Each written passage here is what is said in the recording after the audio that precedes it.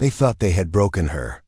3 masked men left Navy SEAL Lieutenant Commander Jade Castillo zip-tied to a metal chair in an abandoned warehouse, believing a 5'6" woman was just another helpless victim. They had no idea that SEALs are trained to escape from anything, and that their biggest mistake wasn't underestimating her strength, but giving her time to think. Before we begin, tell us where you're watching from, and if this story of survival and justice moves you, please subscribe for more incredible true stories. Before we jump back in, tell us where you're tuning in from, and if this story touches you, make sure you're subscribed, because tomorrow, I've saved something extra special for you. The fluorescent lights buzzed overhead like angry wasps in the Riverside Industrial Complex, casting harsh shadows across the concrete floor of warehouse 47. The air tasted of rust and old motor oil, thick with the kind of dampness that seeped into your bones and stayed there. It was 2:47 a.m. on a Tuesday in late September, and the temperature had dropped to a bone-chilling 38 degrees outside, the metal walls of what would become Jade's prison. Lieutenant Commander Jade Castillo sat motionless in the cavernous space, her wrists secured behind her back with military-grade zip ties, her ankles bound to the legs of a heavy steel chair that had been bolted to the floor specifically for this purpose. Her auburn hair hung in matted strands across her face, partially concealing the purple bruise that bloomed across her left cheekbone like a dark flower.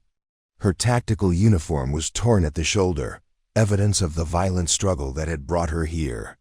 But if her captors had bothered to look closely, really look, they might have noticed that her breathing was too controlled, too measured for someone in true distress. They might have seen that beneath the facade of defeat, her green eyes were constantly moving, cataloging every detail of her surroundings with the methodical precision of someone who had been trained to survive the unsurvivable.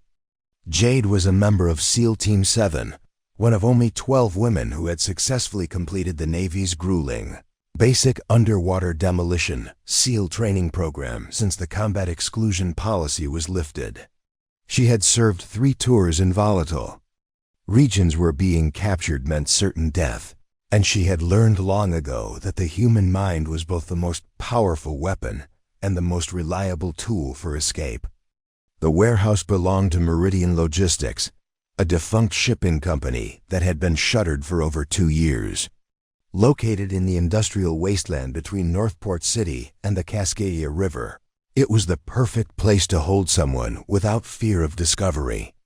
The nearest building was a mile away, and the security cameras had been disabled months ago when the power was cut to save on utility costs. Her captors called themselves the Crimson Faction, a domestic terror cell that had been targeting military personnel for the past 18 months.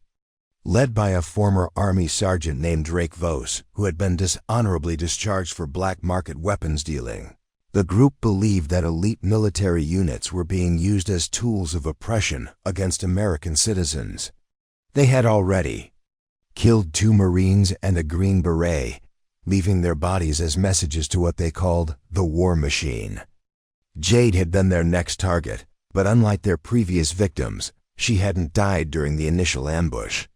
The 3 men who had taken her Voss, his Lieutenant Cameron Reeves, and a recruited sociopath they called Razor had bigger plans. They wanted to make an example of her, to prove that even the military's most elite warriors could be broken.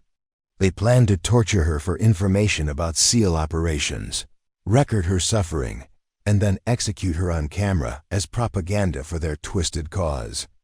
What they didn't know was that during her capture, Jade had managed to activate a micro-GPS beacon sewn into the collar of her uniform, a beacon that was currently transmitting her location to a secure military satellite every 60 seconds.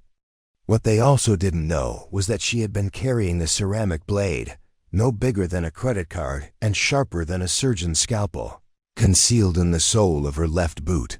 The warehouse was a maze of abandoned equipment and shipping containers, creating dozens of potential hiding spots and escape routes. Industrial skylights ran along the ceiling 40 feet above, most of them cracked or missing entirely. The main entrance was secured with a heavy chain and padlock, but Jade had already identified at least 3 other ways out. A service door. Near the loading dock, a gap in the corrugated metal siding where a forklift had crashed through years ago, and the skylight directly above her position that appeared to be hanging by only one remaining bolt. Preparing and narrating this story took us a lot of time, so if you are enjoying it, subscribe to our channel, it means a lot to us. Now back to the story. As the hours passed and her captors celebrated their successful operation with cheap whiskey and increasingly violent fantasies about what they would do to her, Jade had been systematically working her wrists against the zip tie. The plastic was cutting into her skin, leaving angry red welts that wept blood. But the pain was irrelevant. Pain was temporary. Death was permanent. She had learned patience during the 72-hour hell week of SEAL training, when instructors had pushed her body and mind beyond what should have been humanly possible. She had learned precision during countless hours of weapons training, where a millimeter's difference could mean the difference between life and death. And she had learned that the moment when your enemy thinks you're at your weakest is often the moment when you're actually at your strongest. The warehouse fell silent as her captors finally succumbed to exhaustion and alcohol, leaving only one man on watch. Razor sat in a folding chair 30 feet away, his assault rifle resting across his lap, his head nodding as he fought sleep. The security lights outside cast long rectangles of pale yellow across the floor, creating a checkerboard pattern of light and shadow that would provide perfect cover for what came next. Jade felt the zip tie finally give way with a barely audible pop. Her hands were free, but she remained perfectly still, forcing herself to wait for the perfect moment. Everything that happened in the next few minutes would determine whether she lived to see another sunrise, and whether 3 domestic terrorists would learn that some people are much more dangerous when you underestimate them. The temperature continued to drop, and somewhere in the distance, a freight train's horn echoed across the industrial wasteland like a mournful cry. But inside Warehouse 47, Lieutenant Commander Jade Castillo was no longer a victim. She was a weapon, and she was about to remind 3 very stupid men why SEALs are considered the most lethal warriors on the planet. The Northport Industrial District was a graveyard of American manufacturing, stretching for miles along the muddy banks of the Cascadia River, like the skeleton of some massive prehistoric beast. In the pale pre-dawn light, the abandoned factories and warehouses stood as silent monuments to economic collapse, their broken windows staring out like dead eyes across a landscape that prosperity had forgotten. The air itself seemed poisoned here, thick with the lingering chemical tang of decades of industrial runoff and the sweet, cloying smell of decay that rose from the stagnant water. A thin fog rolled off the river, carrying with it the ghostly echoes of what this place had once been, the rhythmic pounding of machinery, the shouts of workers, the whistle that had once called 3 shifts a day to honest labor. Now there was only silence, broken occasionally by the distant rumble of freight trains carrying goods manufactured in countries whose names most Americans couldn't pronounce. Warehouse 47 sat at the heart of this desolation like a tumor, its corrugated metal walls streaked with rust that bled down in long orange tears. The building had been constructed in 1987 during the last gasps of the local manufacturing boom, designed to house the overflow inventory from Meridian Logistics shipping operations. For nearly 2 decades, it had buzzed with activity: forklifts moving pallets of goods, trucks backing up to loading docks, workers calling out shipping manifests in voices that echoed off the high ceiling. But that was before the recession, before the layoffs, before Meridian's parent company decided it was cheaper to move operations overseas. The warehouse had been empty for 847 days now, not that anyone was counting. The electricity had been shut off to save money, leaving only the emergency lighting system that cast everything in a sickly yellow glow. The heating system had been stripped for scrap metal months ago, and the autumn chill seeped through every crack and gap in the building's shell. Outside, the wind picked up, moaning through the gaps in the metal siding with a sound like dying breath. It carried with it the acrid smell of the chemical plant 5 miles upriver, where they still manufactured pesticides and industrial solvents for export. The odor was strong enough tonight to burn the nostrils and leave a metallic taste on the tongue, a reminder that even in this dead place, poison still flowed. The warehouse district was laid out in a grid pattern, each building separated from its neighbors by wide concrete aprons designed for truck traffic. Most of the structures were identical long, low rectangles of corrugated steel with flat roofs and minimal windows. During the day, a few were still occupied by struggling businesses: an auto parts recycler, a scrap metal dealer, a company that refurbished industrial equipment. But at night, the entire area transformed into something that belonged more in a post-apocalyptic nightmare than in the American heartland, the security lighting that had once illuminated every corner of the complex had been systematically vandalized or simply allowed to burn out. Now only scattered pools of harsh white light broke the darkness, creating a landscape of deep shadows where anything could hide. The few functioning streetlights hummed with an electrical buzz that seemed unnaturally loud in the silence, casting everything in stark contrasts that made the ordinary appear menacing. Inside Warehouse 47, the temperature hovered at a bone-numbing 42 degrees, cold enough to see your breath, but not quite cold enough to kill. The concrete floor was slick with condensation that had nowhere to go, creating treacherous puddles that reflected the emergency lighting like scattered mirrors. The ceiling soared 40 feet overhead, supported by massive steel I-beams that disappeared into the shadows above. Decades of leaked fluids had stained the concrete in abstract patterns that looked disturbingly like dried blood in the yellow light. The air inside was even worse than outside, if that was possible. It carried the smell of abandonment, mold, rust, rodent droppings, and something else that might have been rotting insulation or might have been something much worse. Every breath tasted of decay and neglect, as if the building itself was slowly dying from the inside out. Stacked throughout the vast space were the remnants of Meridian's last inventory: shipping containers that would never be shipped, pallets of goods that would never be delivered, machinery that would never run again. Some of the containers had been broken into by scavengers looking for anything of value, their contents spilled across the floor like the entrails of some massive beast. Others remained sealed, holding secrets that would likely never see daylight again. The acoustics of the space were unsettling, designed for industrial efficiency rather than human comfort. Every sound, a footstep, a breath, the drip of condensation, was amplified and distorted, echoing off the metal walls and concrete floor until it became something alien and threatening. Conversations carried farther than they should, while whispers seemed to die just inches from the speaker's lips. This was a place where hope came to die, where the American dream had been stripped for parts and sold for scrap. It was a place forgotten by prosperity, abandoned by progress, and avoided by anyone with sense.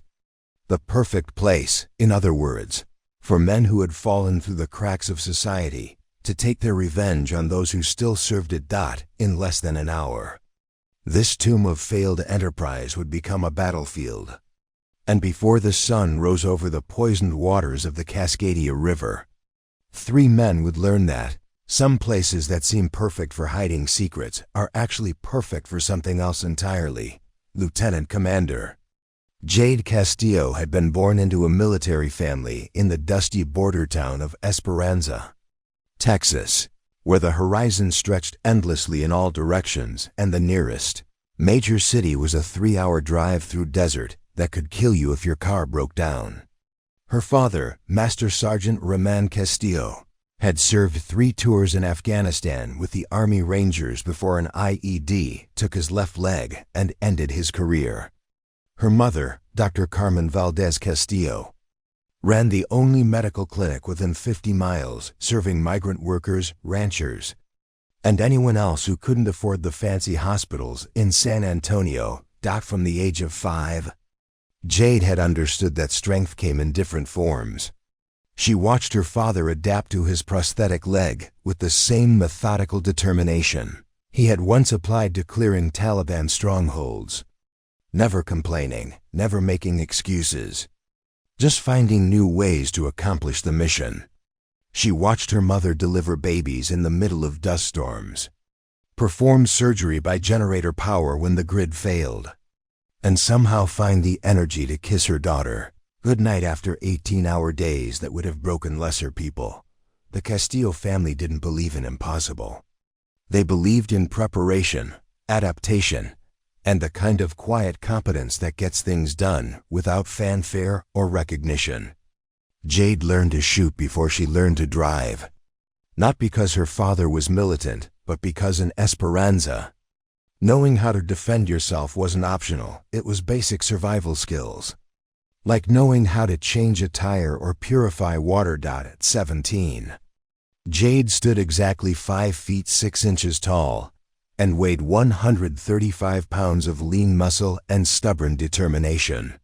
She had her mother's fierce intelligence and her father's tactical mind, combined with something entirely her own, a core of unbreakable steel that had been forged in the crucible of a childhood, spent proving that size meant nothing when you had skill, planning, and the absolute refusal to quit.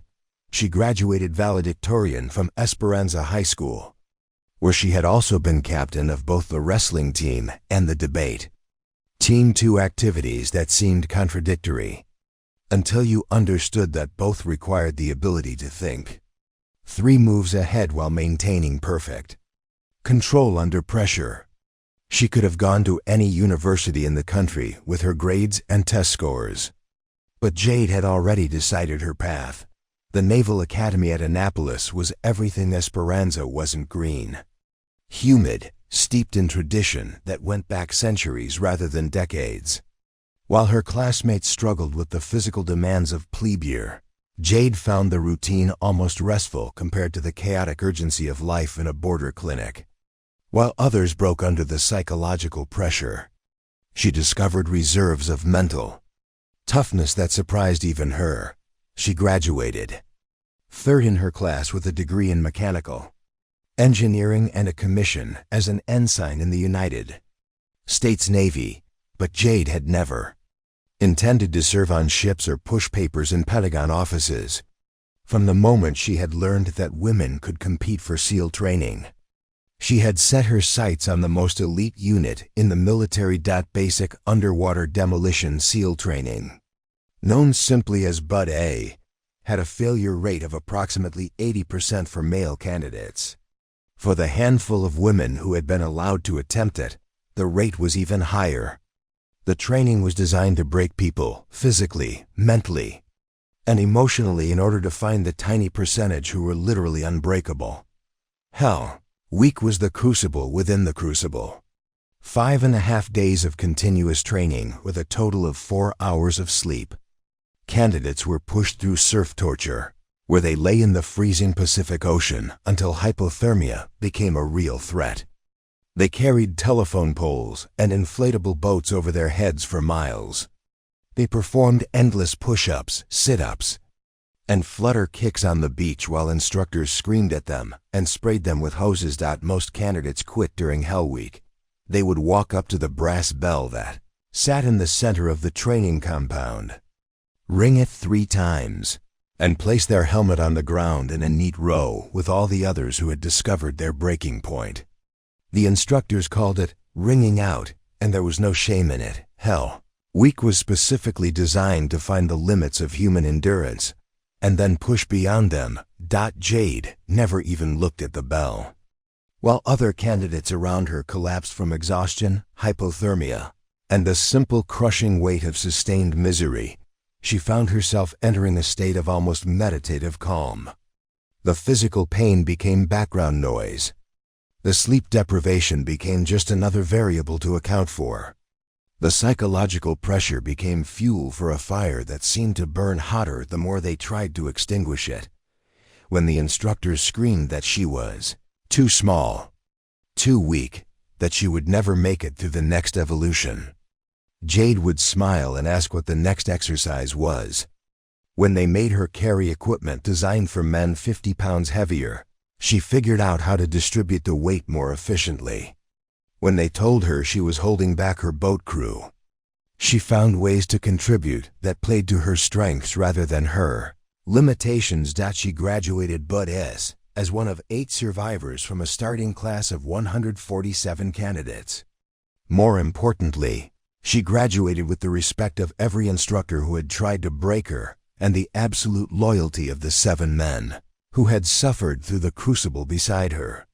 In the SEAL community, where reputation was everything and trust was literally a matter of life and death, Jade Castillo was known as someone you wanted on your team when everything went to hell. Her first deployment was to the Horn of Africa, where SEAL Team 7 was tasked with training local forces and conducting direct action missions against terrorist cells that had been destabilizing the region for decades. The work was dangerous, politically sensitive, and required the kind of cultural awareness that couldn't be taught in any classroom.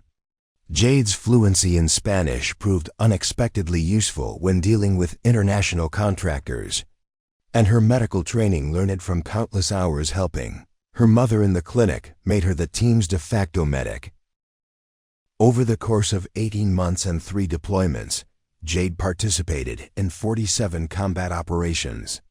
She earned 2 Bronze Stars, a Purple Heart for shrapnel wounds sustained during a vehicle ambush, and the quiet recognition of her peers as one of the most reliable operators in the command. She was equally comfortable conducting surveillance from a hide site for 72 hours straight or breaching a door at 3 a.m. to capture high-value targets. But perhaps more importantly, she had developed what the SEAL community called the mind, the ability to remain calm and analytical under extreme stress, to see opportunities where others saw only problems, and to never, ever accept defeat as an option. It was this mental discipline, combined with her technical training and combat experience, that had allowed her to survive the ambush that had brought her to Warehouse 47. Now, as she sat bound to a chair in a freezing industrial tomb, every moment of that training was about to be put to the ultimate test. The 3 men who had taken her thought they understood what they were dealing with. They were about to discover just how wrong they were. The relationship between Jade and her SEAL team, 7 brothers, had been forged in the kind of crucible that either destroys people or makes them family for life. There were no halfway measures in the special operations community. You either trusted your teammates with your life completely, or you didn't belong there at all. For Jade, that trust had been earned one mission at a time, one split-second decision after another, until the 7 men she deployed with had become something more than colleagues or even friends. They had become her PAC.team leader, Senior Chief Petty Officer Knox. Hendricks was a 15-year veteran from rural Montana, who stood 6'4" and spoke in the kind of measured drawl that made people underestimate his intelligence until it was too late. Knox had initially been skeptical about having a female operator on his team, not because he doubted women's capabilities, but because he knew that team dynamics were everything in special operations, and any change to a proven formula carried risks. That skepticism had lasted exactly 1 deployment, after which Knox would have fought anyone who suggested removing Jade from his squad. The bond between them was built on mutual respect and complementary skills. Where Knox was the steady foundation that anchored the team, Jade was the flexible adapter who could shift roles seamlessly as missions evolved. When they needed someone small enough to fit through a ventilation shaft, Jade volunteered. When they needed someone with medical training to keep a wounded asset alive during extraction, Jade took point. When they needed someone fluent enough in Spanish to run a deception operation on cartel smugglers, Jade became whoever the mission required her to be, petty officer. First Class River Ghost Nakamura was the team's communications specialist and Jade's closest friend within the unit.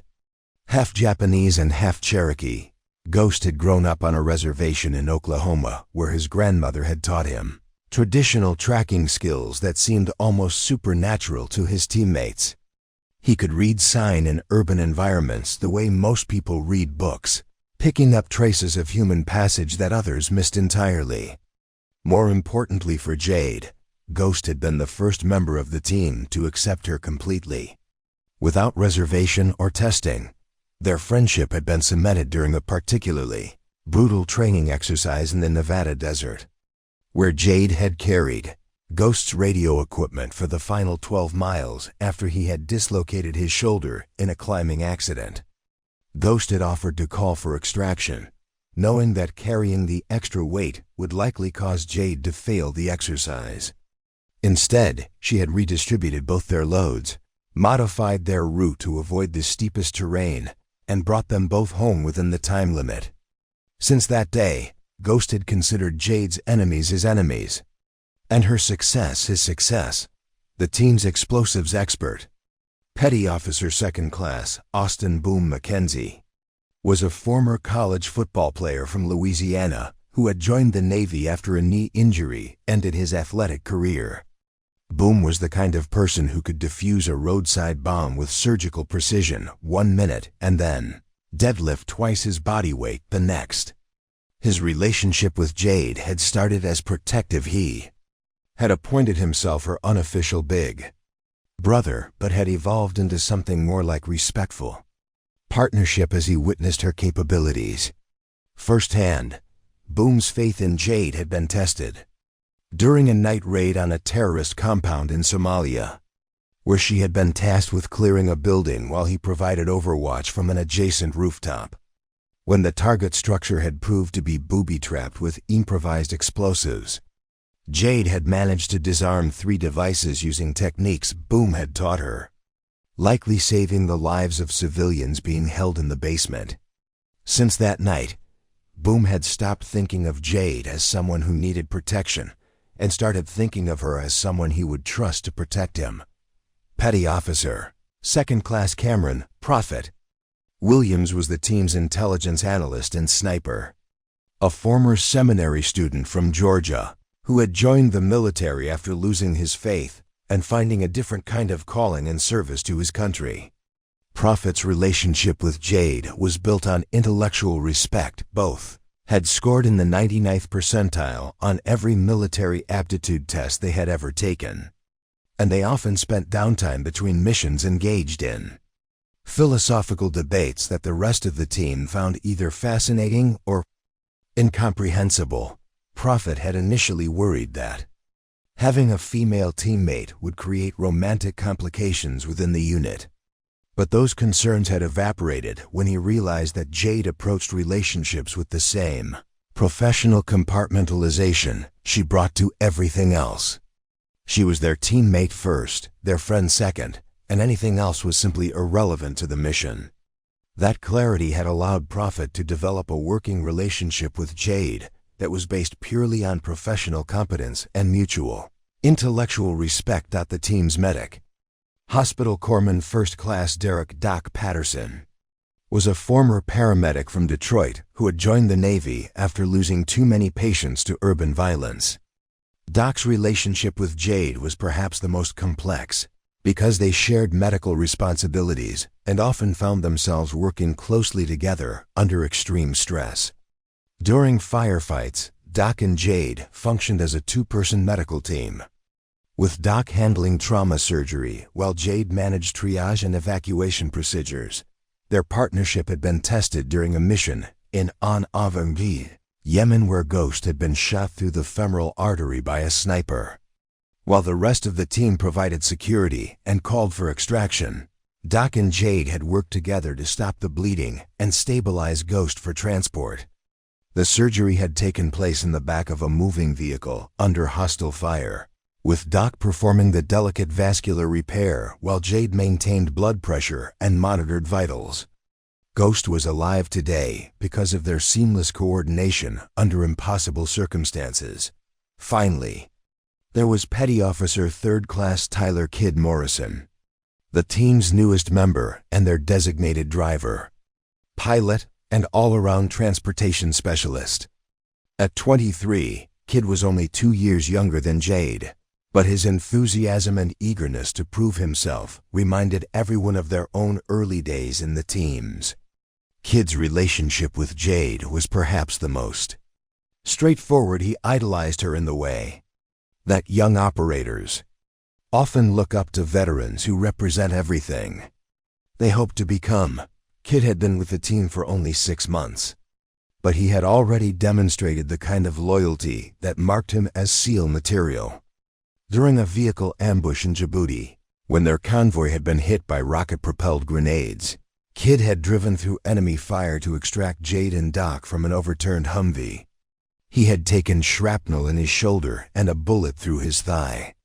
But he had never stopped driving until they reached the extraction point.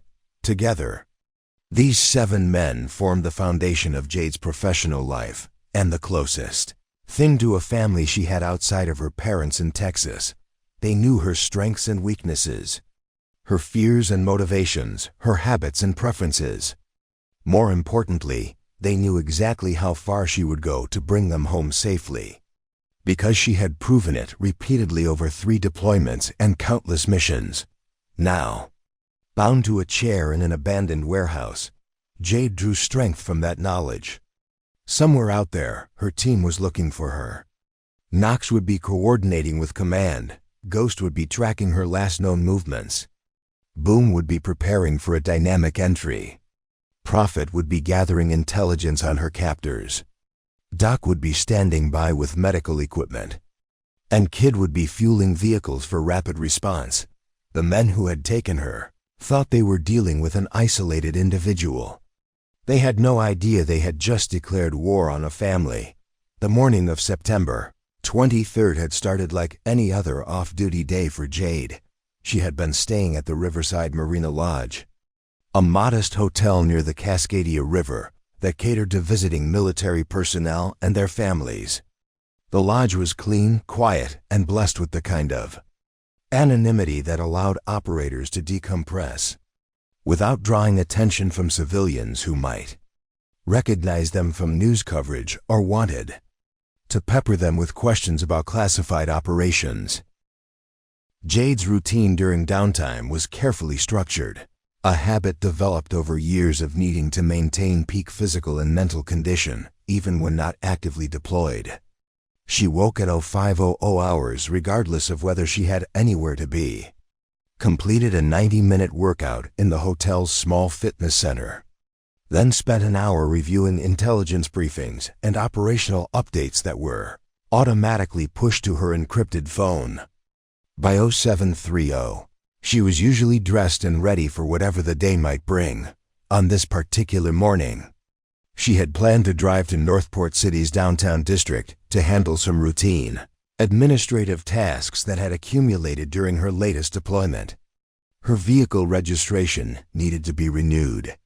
She had banking business that required in-person attention, and she wanted to pick up some specialized gear from a military surplus store that catered to special operations personnel. These were the mundane responsibilities of civilian life that somehow felt more foreign to her than infiltrating enemy compounds. Drive into Northport should have taken 45 minutes on the interstate highway that connected the Marina District to the city center. The route was straightforward: take Highway 94 north until it merged with Interstate 77, then follow I-77 through the industrial district and into downtown. It was a drive Jade had made dozens of times during previous visits to the area, familiar enough that she could navigate it without conscious thought while her mind processed other concerns. She had been driving her personal vehicle, a charcoal gray Ford Explorer that she had purchased specifically for its reliability and unremarkable appearance. The SUV was equipped with several modifications that weren't immediately obvious to casual observers: run flat tires that could operate for 50 miles even after being punctured, reinforced door panels that could stop small arms fire, and a hidden compartment in the center console that contained emergency communications equipment and basic medical supplies. The morning traffic had been unusually light, even for a Tuesday. Jade had attributed this to the early hour and the fact that many of the industrial facilities in the area operated on skeleton crews or had been shut down entirely due to economic pressures. The radio had been playing classic rock at low volume, and she had been mentally reviewing her to-do list when she noticed the white cargo van in her rearview mirror. Initially, there had been nothing suspicious about the van. Commercial vehicles were common on this stretch of highway, transporting goods between the industrial district and various distribution centers throughout the region. But something about the van's behavior had triggered Jade's operational awareness, the way it maintained a consistent distance behind her, the way it changed lanes when she changed lanes, the way it seemed to anticipate her movements, rather than simply following the natural flow of traffic. Jade had learned to trust her instincts completely during 3 combat deployments where paranoia was a survival skill rather than a personality disorder. When something felt wrong, it usually was wrong, even if the logical mind couldn't immediately identify the specific threat. She had begun varying her speed and changing lanes more frequently, watching to see if the van would maintain its pattern of behavior. The van had matched her movements perfectly, confirming her suspicions that she was being deliberately followed. At that point, Jade's training had taken over completely.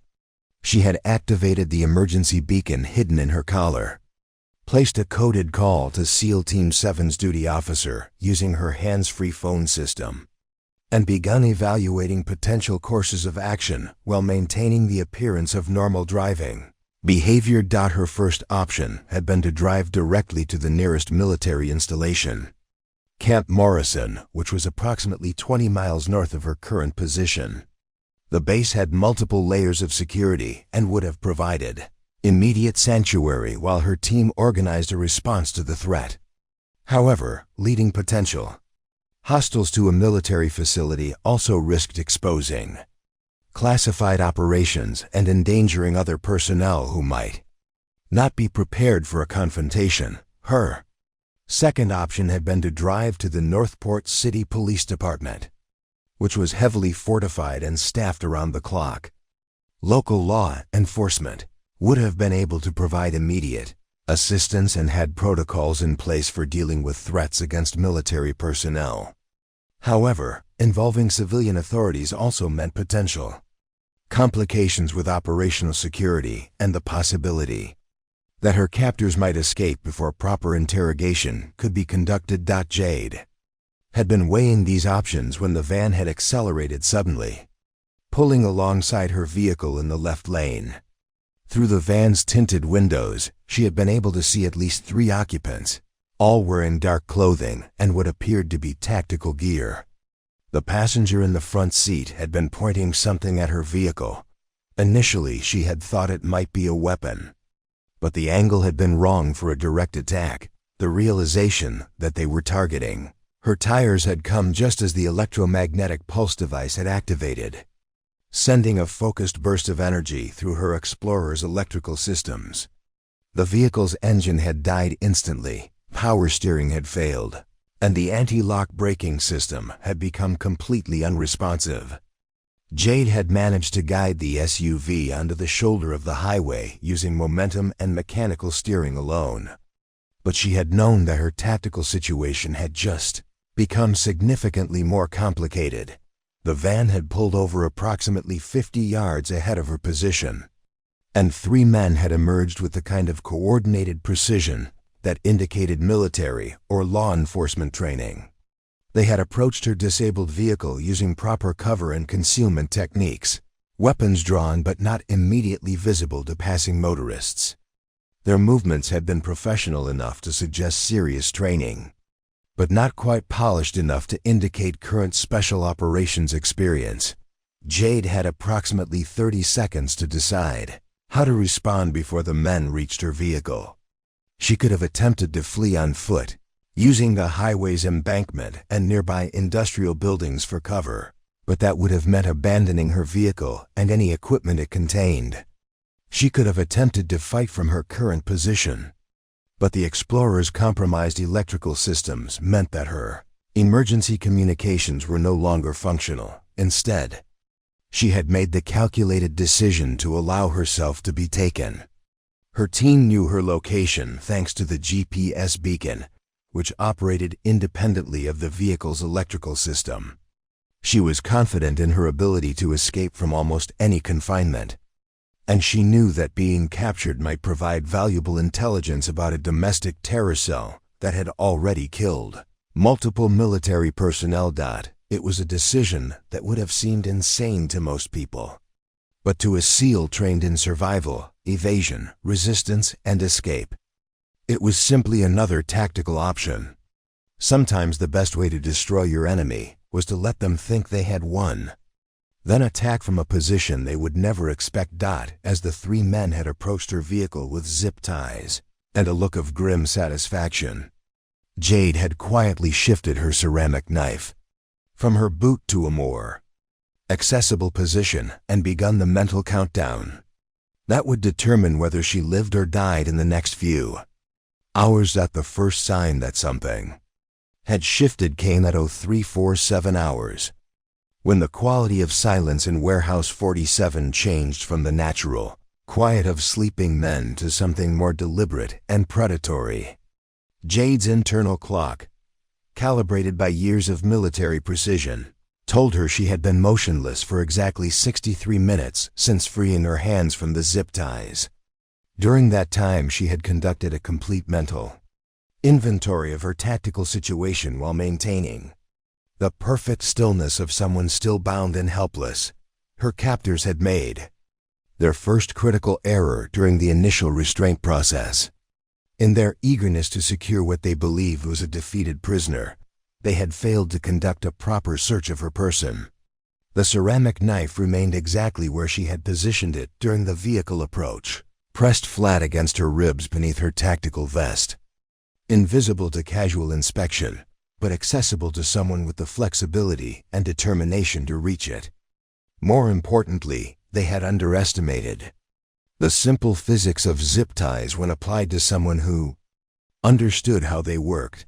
Military-grade zip ties were designed to tighten under pressure, but could be defeated through a combination of technique and sustained effort. The key was understanding that the plastic had a specific tensile strength, and that constant, controlled pressure applied at the correct angle would eventually cause microscopic failures in the material structure. Jade had learned this during SEER training, where instructors had bound students with various restraint devices and then forced them to escape while enduring simulated torture and interrogation. The process had required absolute silence and patience that bordered on meditation.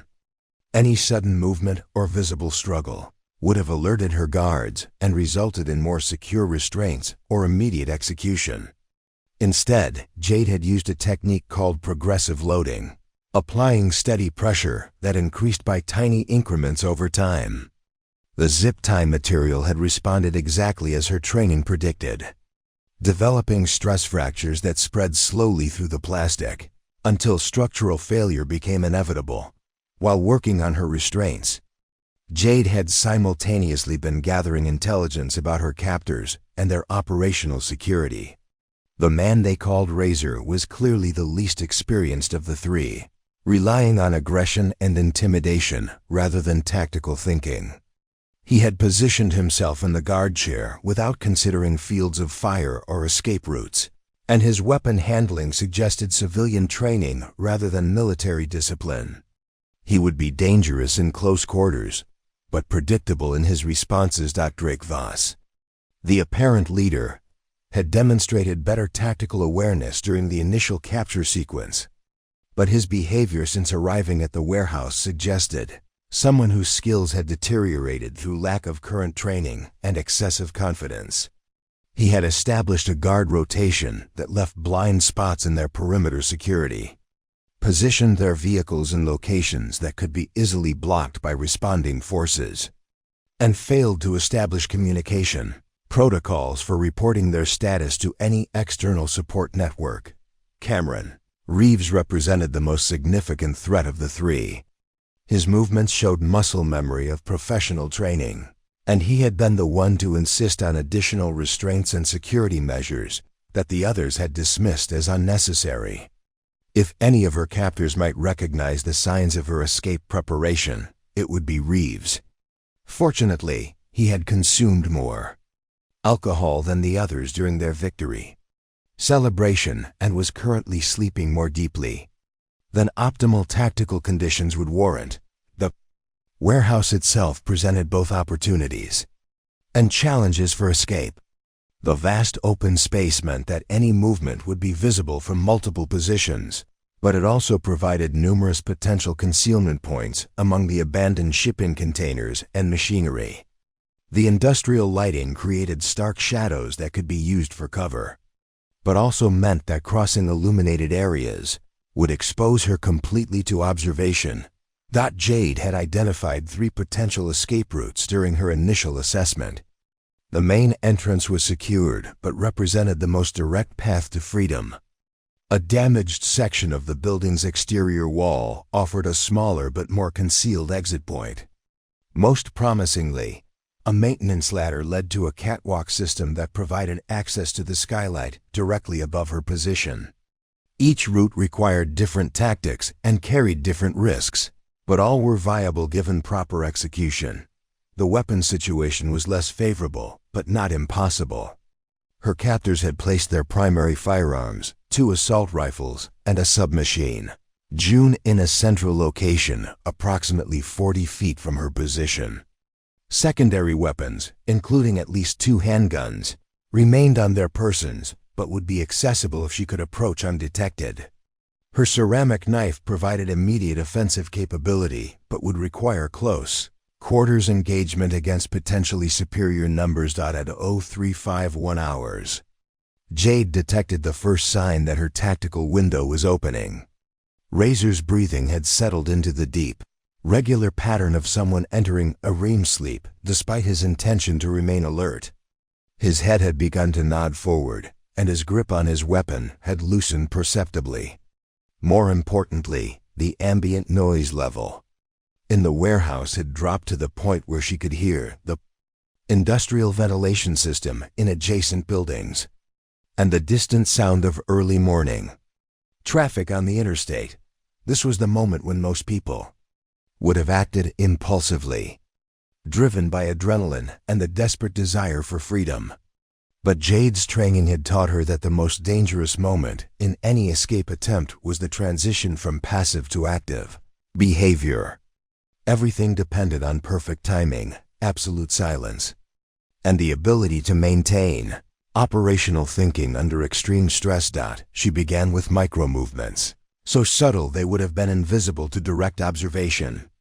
A slight shift in weight distribution, a barely perceptible adjustment of her posture, the careful repositioning of her feet against the chair legs to provide optimal leverage for rapid movement. Each adjustment was separated by minutes of complete stillness, allowing her to monitor her captor's responses and ensure that her preparations remained undetected. The ceramic knife came free from its hiding place with a whisper of fabric against metal. The blade was exactly 4 inches long, sharpened to a surgical edge, and designed to be undetectable by conventional security systems. In the hands of someone trained in close-quarters combat, it was as lethal as any firearm at short range. Jade had practiced with similar weapons thousands of times, until the blade became an extension of her body rather than a separate tool. At 0356 hours, she made her decision. Razor's head had dropped forward completely, his weapon resting across his lap with the safety engaged. Voss and Reeves remained unconscious in their sleeping positions 30 meters away, their breathing audible in the industrial silence. The warehouse's emergency lighting created a predictable pattern of shadows that would provide concealment for the first phase of her movement. Jade rose from the chair in a single fluid motion that made no sound whatsoever. Her feet found the concrete floor with the silent precision of someone who had learned to move through hostile territory, where a single misplaced step could mean death. The ceramic knife felt comfortable and familiar in her grip, its weight perfectly balanced for the work that lay ahead. For the first time in hours, Lieutenant Commander Jade Castillo was no longer a victim. She was a weapon, and her captors were about to discover exactly what that meant. The moment Jade's feet touched the concrete floor, every sense heightened to combat intensity. Her pupils dilated automatically to gather maximum available light. Her hearing sharpened to detect the slightest variation in ambient sound. And her breathing shifted to the controlled rhythm that would optimize oxygen delivery to her muscles for the next phase of operations. This was the transition point where months of training and years of combat experience converged into pure operational instinct. Moving across the warehouse floor required a specific technique called ghost walking that Jade had mastered during urban warfare training in simulated Middle Eastern compounds. Each step began with a deliberate weight transfer to the ball of the foot, followed by a careful lowering of the heel only after confirming that the surface would not produce noise. The process was painstakingly slow but absolutely silent, allowing her to cross distances that would seem impossible to traverse undetected. The first 10 feet represented the highest risk phase of her escape attempt. She remained within Razor's peripheral vision if he happened to wake, and the emergency lighting cast her shadow across areas where the other captors might notice movement if they stirred. Jade compensated by timing her movements to coincide with ambient sounds, the distant rumble of a freight train, the mechanical cycling of evac equipment in nearby buildings, the brief passage of late-night traffic on the interstate highway. As she moved, Jade's tactical mind processed multiple decision trees simultaneously. If Razor woke during her approach, she would need to close the remaining distance in less than 3 seconds before he could raise his weapon or alert the others. If Voss or Reeves stirred, she would need to abort her current approach and seek concealment among the shipping containers until they settled back into sleep. If all three woke simultaneously, she would need to engage in close quarters combat while using the warehouse's layout to prevent them from establishing coordinated fields of fire. The ceramic knife in her hand represented both her primary weapon and her insurance policy. The blade was sharp enough to sever major blood vessels with minimal pressure, and her training in human anatomy meant she could neutralize threats with surgical precision. More importantly, the weapon's silence would allow her to eliminate individual targets without alerting others, provided she could approach close enough to employ it effectively. At 12 feet from Razor's position, Jade encountered her first significant obstacle. A pool of standing water from condensation dripping through the warehouse's damaged roof created a reflective surface that would betray her movement if she attempted to cross it directly. The alternative routes required either a significant detour that would expose her to observation from multiple angles or a more direct path that would bring her within arm's reach of stacked shipping containers that might shift or creak under any disturbance. She chose the container route, using a technique called structural reading to identify which containers were most stable and least likely to produce noise under minimal contact. The skill involved assessing weight distribution, connection points, and structural integrity through visual inspection, then moving in ways that transferred force through the strongest load-bearing elements. It was a specialized form of situational awareness that few people outside the special operations community ever developed. Navigating around the containers required her to temporarily lose visual contact with all three captors, a tactical disadvantage that increased her vulnerability but was necessary to maintain stealth. Jade compensated by relying on audio cues, tracking the breathing patterns and small movements of sleeping men through subtle changes in the warehouse's acoustic environment. The human ear, when properly trained, could detect remarkably precise information about the location and status of nearby individuals, 18 feet from Razor's position. Jade confirmed that her approach remained undetected. The guard's breathing continued in the regular pattern of someone entering deeper sleep. His weapon remained in the relaxed grip of someone who had forgotten the fundamental rule that vigilance was the price of survival. And his body posture suggested complete unawareness of the predator moving through the shadows toward him. This was the moment when Jade's years of psychological conditioning became as important as her physical training. The human mind, even one as disciplined as hers, naturally recoiled from the prospect of taking a life at close range with edged weapons. The primitive brain recognized the intimacy and finality of such violence and produced stress responses designed to prevent it. Only through extensive mental preparation and repeated exposure to controlled violence could someone overcome these natural inhibitions.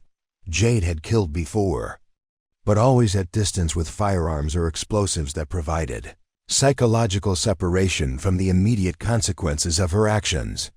Close quarters combat with edged weapons required a different kind of mental preparation, one that involved accepting the blood, the physical struggle, and the absolute necessity of following through regardless of how the target might respond to being attacked. At 8 feet, she could see the details that would determine her exact approach vector. Razor's assault rifle was a civilian variant of 15, with a 30-round magazine and what appeared to be a basic red dot sight. The weapon's safety was engaged, and his finger rested outside the trigger guard proper.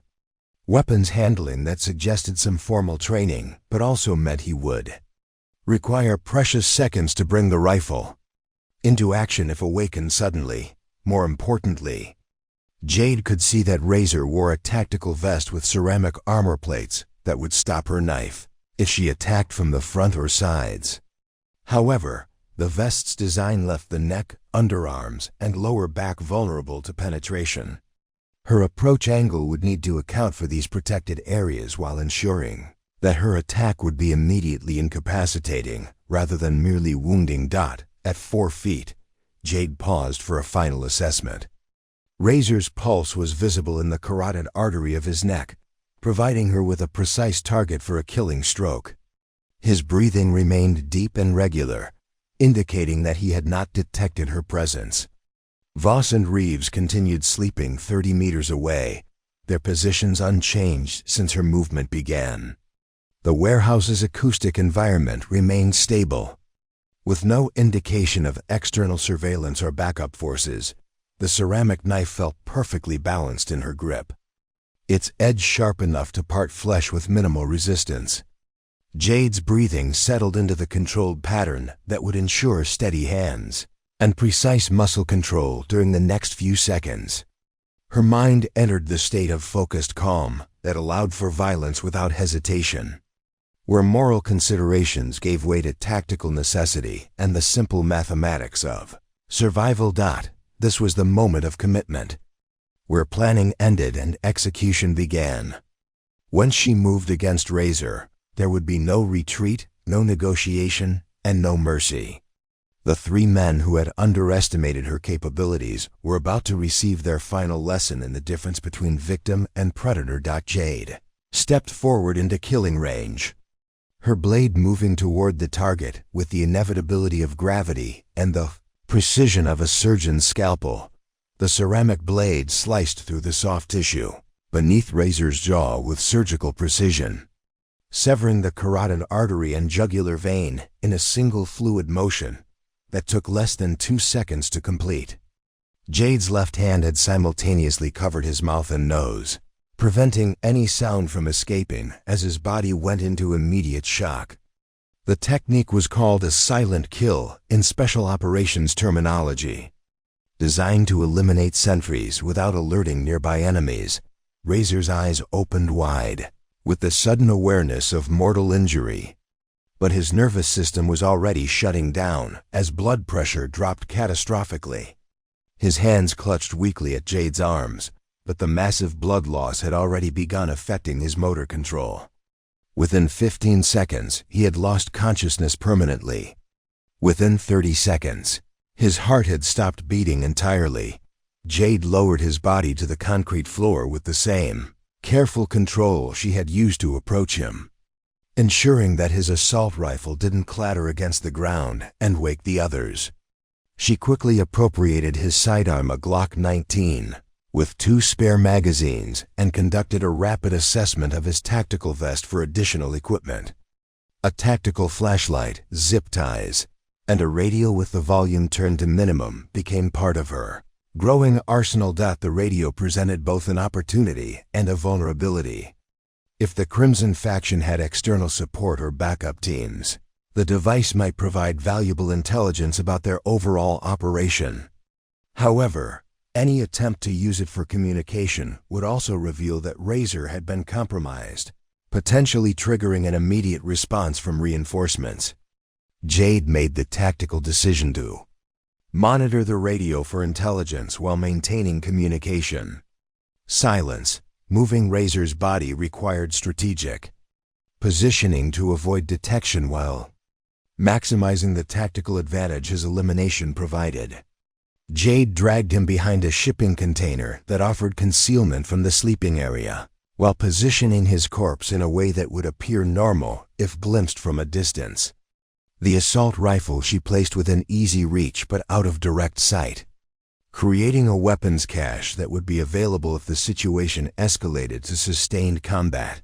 With one threat eliminated, Jade's tactical situation had improved significantly, but she remained outnumbered 2-1 against opponents who were now better armed than she was. Voss and Reeves still possessed assault rifles and had chosen sleeping positions that provided mutual support if awakened simultaneously. More critically, they had positioned themselves near the warehouse's main entrance, which represented her most direct escape route. The next phase of her operation required a fundamental tactical decision. She could attempt to eliminate the remaining captors using the same stealth techniques that had proven successful against Razor, but approaching 2 targets who were within visual range of each other significantly increased the probability of detection. Alternatively, she could use her newfound mobility to reach the weapons cache they had established and engage them from a defensive position with superior firepower. Jade chose a hybrid approach that leveraged both stealth and firepower, while maintaining the element of surprise. Her next target would be Cameron Reeves, whose military background made him the more dangerous of the remaining opponents, but whose current sleeping position also made him more accessible for a silent approach. If she could eliminate Reeves without waking Voss, she would face only a single opponent in any subsequent engagement. The approach to Reeves required crossing 30 meters of open warehouse floor while avoiding several areas of illumination that would expose her to observation. Jade plotted a route that utilized shipping containers, abandoned machinery, and structural shadows to provide concealment during the most vulnerable portions of her movement. The path was indirect but would bring her to Reeves's position from an angle that his partner could not observe. Moving through the warehouse's obstacle course required different techniques than her initial approach to Razor. The distances were longer, the concealment was less reliable, and the margin for error was significantly reduced. Jade employed a combination of low crawling, crouched movement, and careful climbing to navigate around obstacles while maintaining visual contact with both sleeping targets. 15 meters into her approach, Voss stirred in his sleep, shifting position and mumbling something unintelligible before settling back into unconsciousness.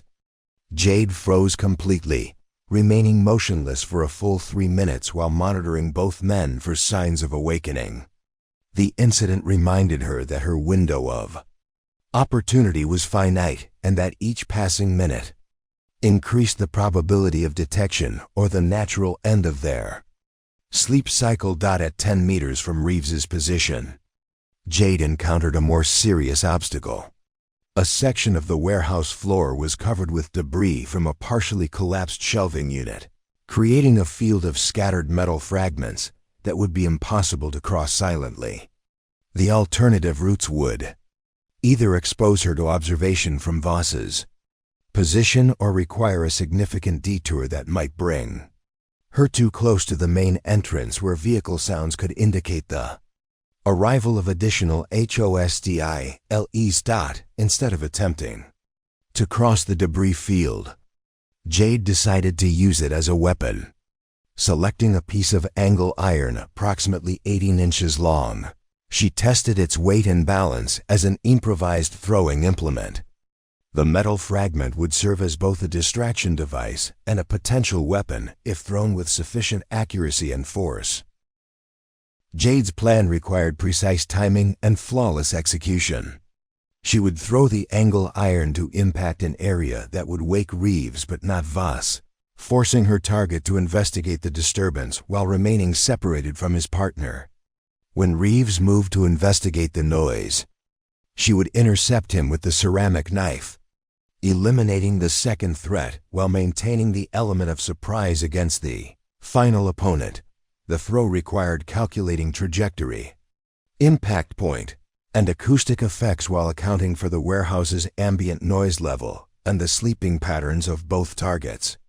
Jade selected an impact point behind a shipping container that would produce a metallic clang loud enough to wake Reeves but not so loud as to immediately alert Voss to a security threat.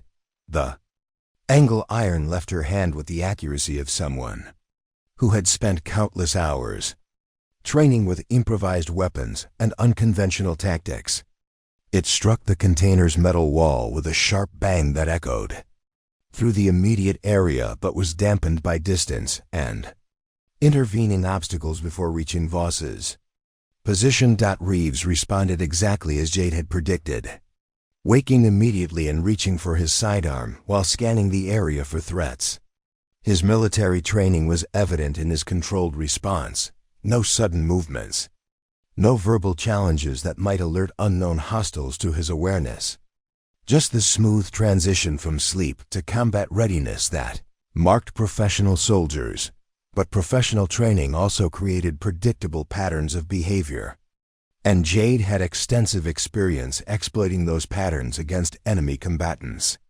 As Reeves rose from his sleeping position and moved toward the sound's origin, he was following standard tactical procedures that Jade had anticipated completely. She intercepted him in the shadow between two shipping containers, her ceramic blade finding the gap between his body armor and tactical vest with the same surgical precision she had used against Razor. Reeves had time for one moment of shocked recognition before blood loss overwhelmed his nervous system and consciousness faded permanently. 2 down, 1 to go. But Drake Voss was already beginning to stir, and Jade's tactical situation was about to become significantly more complicated. Drake Voss woke to a silence that felt wrong in ways his combat-trained subconscious couldn't immediately identify.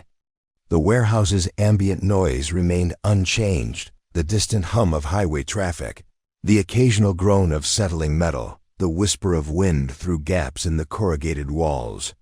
But something fundamental had shifted in the acoustic landscape, something that triggered every survival instinct he had developed during 8 years of Army service and 2 tours in Afghanistan. His eyes opened without the gradual transition of natural awakening, snapping to full alertness with the instantaneous awareness that marked veteran soldiers who had learned to sleep lightly in hostile territory. His hand moved automatically to the pistol holstered at his hip, muscle memory taking over while his conscious mind processed the tactical situation that confronted him. The first thing he noticed was that Razor was no longer in his guard position. The folding chair sat empty, the assault rifle that should have been across the man's lap nowhere to be seen. Voss's eyes swept the immediate area, searching for his subordinate while simultaneously checking Reeves's sleeping position 30 feet away. Cameron was also missing, his sleeping bag empty and his personal weapon gone. Training told Voss that his men might have repositioned themselves for better security. coverage or responded to a threat he hadn't detected during his sleep. Experience told him that something had gone catastrophically wrong with their operation. The combination of both men being absent from their assigned positions without waking him suggested either coordinated abandonment, which was impossible, given their commitment to the cause, or hostile action by an unknown party. Voss rose to a crouch, drawing his sidearm while scanning the warehouse for movement or signs of struggle. The emergency lighting created pools of harsh illumination separated by areas of deep shadow, any of which could conceal threats or evidence of what had happened to his men. His breathing settled into the controlled rhythm of combat operations, adrenaline sharpening his senses while tactical thinking overrode the natural panic response. The radio clipped to his tactical vest crackled softly with static, but neither Razor nor Reeves responded to his whispered attempts at communication.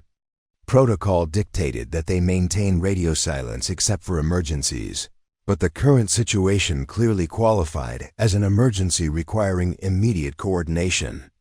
Their failure to respond confirmed Voss's growing suspicion that their prisoner had somehow escaped and turned the tables on her captors. Moving through the warehouse required tactical movement techniques that Voss hadn't employed since leaving active duty, but the skills remained sharp enough to keep him alive in a fluid combat situation.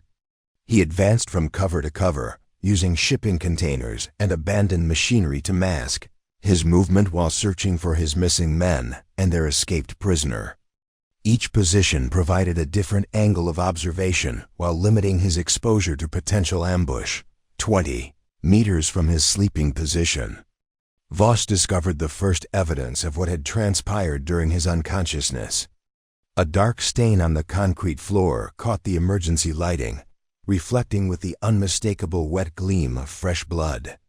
The stain was roughly circular, approximately 18 inches in diameter, and showed spatter patterns consistent with arterial bleeding from a severed neck wound.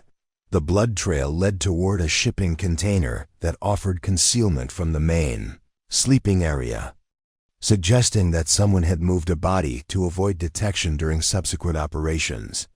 Voss followed the trail with his pistol raised, every sense heightened for the ambush he knew was probably waiting.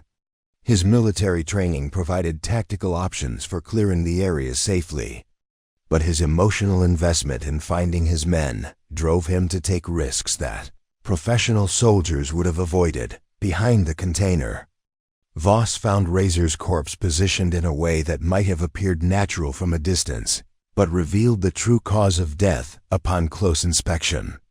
The wound across his throat was precise and clean, made by someone with anatomical knowledge and experience in close-quarters killing. More disturbing was the complete absence of defensive wounds or signs of struggle, indicating that Razor had been killed without any opportunity to fight back or raise an alarm. The tactical implications were staggering. Their prisoner had not only escaped from military-grade restraints, but had eliminated a grown man without making enough noise to wake his partner sleeping 30 meters away.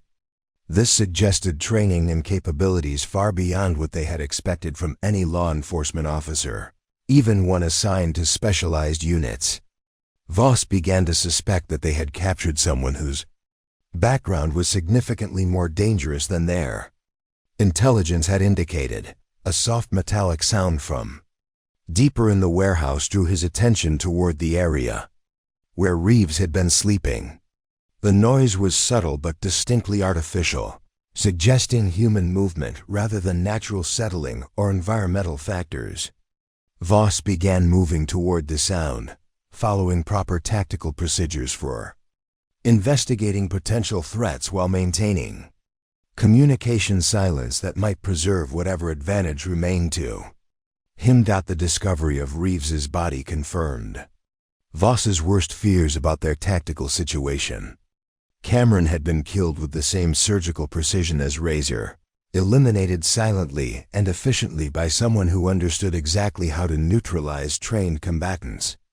The positioning of both corpses suggested that their killer had moved through the warehouse like a ghost, striking without warning and disappearing back into the shadows. But more immediately, concerning was the realization that their prisoner was still somewhere in the warehouse, armed with weapons taken from his dead men, and hunting him with the same methodical efficiency she had used against the others. Voss found himself in the position of being hunted by someone whose capabilities he had catastrophically underestimated. Trapped in an environment that provided excellent concealment for an experienced predator, the radio on his vest suddenly erupted with static, followed by a voice that made his blood freeze in his veins. It was unmistakably female, calm and controlled, speaking with the professional clarity of someone accustomed to radio communications under stress.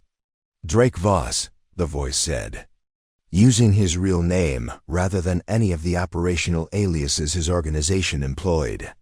"This is Lieutenant Commander Jade Castillo, United States Navy SEALs.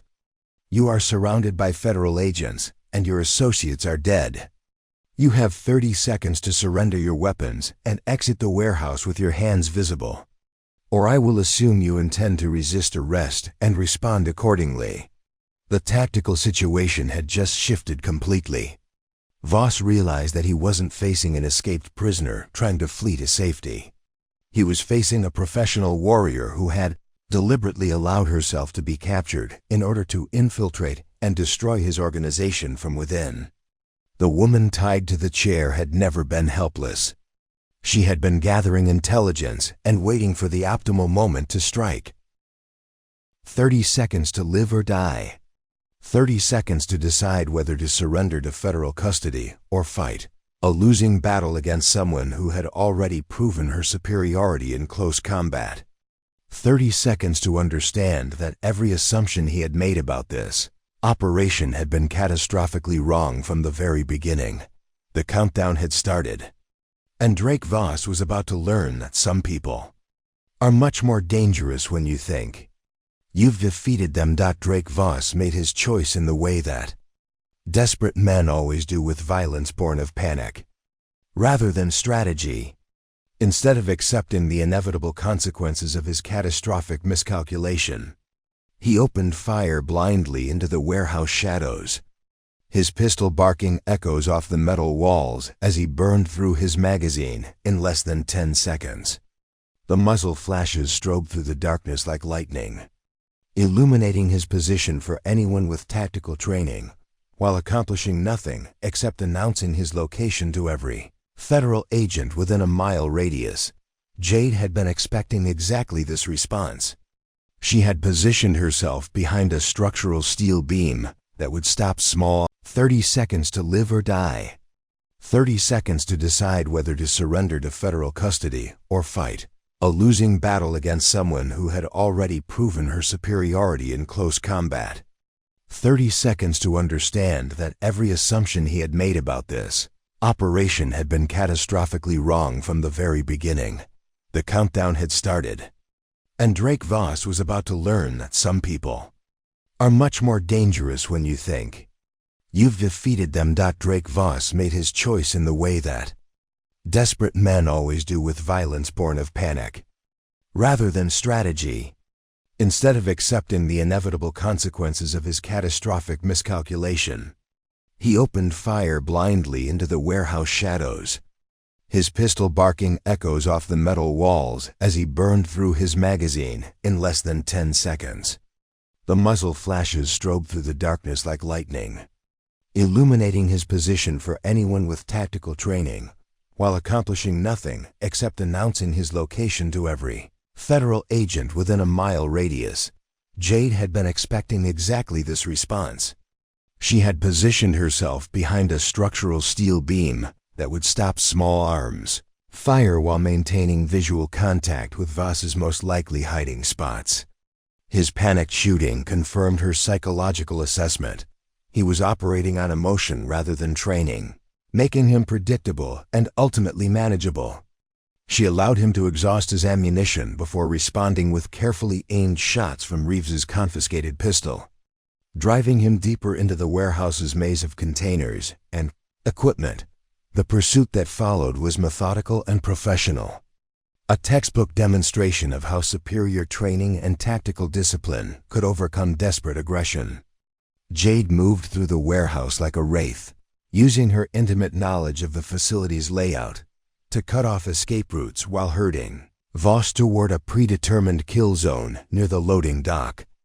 Every step was calculated, every movement designed to maintain pressure while minimizing risk to herself. Voss's military training, corrupted by years of extremist ideology and dulled by alcohol, proved inadequate against someone who represented the absolute pinnacle of special operations capability.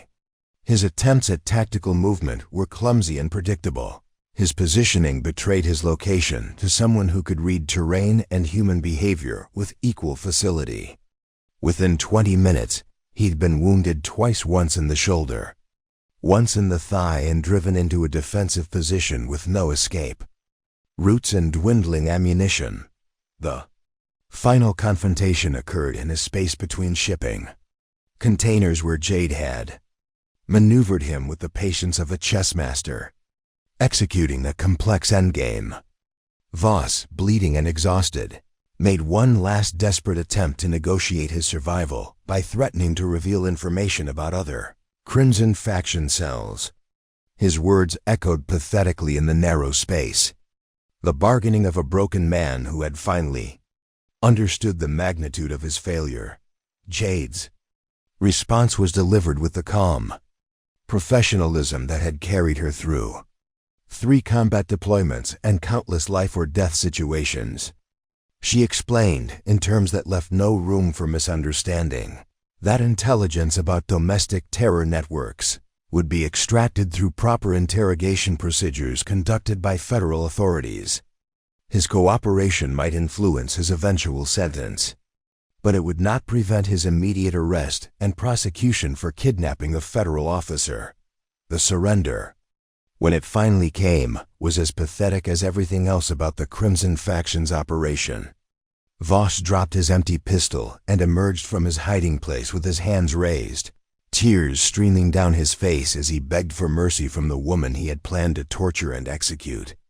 Jade secured him with zip ties appropriated from his own equipment, ensuring that he experienced the same helplessness he had intended to inflict on others. The federal response teams arrived 37 minutes after Jade's GPS beacon had transmitted the all-clear signal indicating that the immediate threat had been neutralized. FBI hostage rescue team operators, supported by elements from SEAL Team 7, flooded the warehouse with the overwhelming force that federal agencies brought to situations involving threats against their personnel.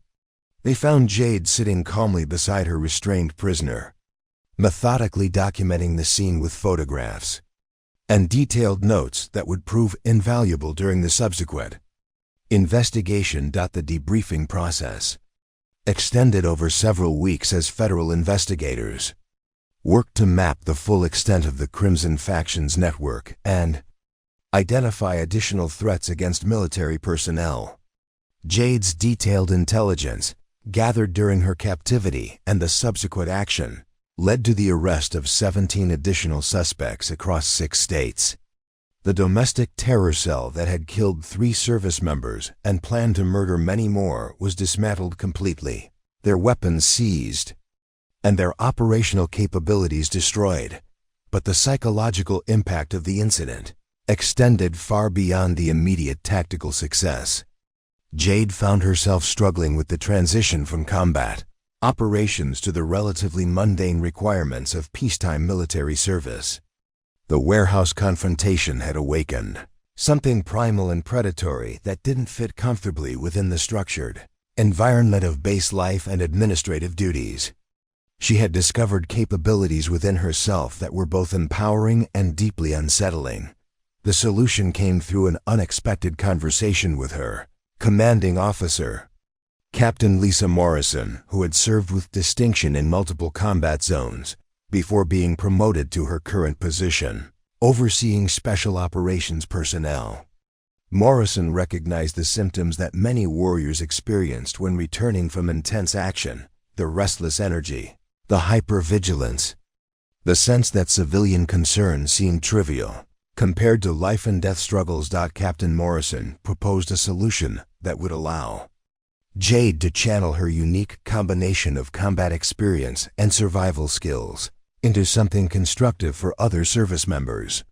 The military's SEER training program survival, evasion, resistance, and escape needed instructors who could teach from genuine experience rather than theoretical knowledge.